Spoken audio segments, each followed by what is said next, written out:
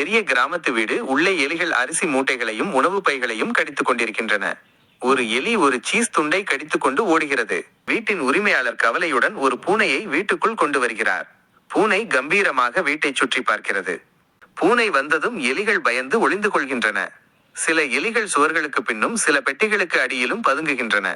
பூனை வெற்றியுடன் ஒரு மேசை மீது அமர்ந்திருக்கிறது. புத்திசாலி எலி ஒன்று மற்ற எலிகளுடன் ஒரு சிறிய ரகசிய கூட்டத்தில் பேசுகிறது. அது ஒரு யோசனையை சொல்ல மற்ற எலிகள் ஆச்சரியத்துடன் அதை பார்க்கின்றன. ஒரு பெரிய எலி மற்ற எலிகளிடம் யார் போய் மணி கட்ட போறது என்று கேட்கிறது. எல்லா எலிகளும் அமைதியாக ஒருவரையொருவர் பார்த்துக் கொள்கின்றன. பூனை தூங்கிக் கொண்டிருக்கிறது.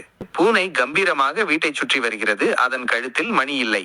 எலிகள் தூரத்தில் ஒளிந்து கொண்டு பூனையை பயத்துடன் பார்க்கின்றன. ஒரு பக்கம் பலவீனமான எலிகள் கூட்டமும் மறுபக்கம் கம்பீரமான பூனையும் நிற்கின்றன.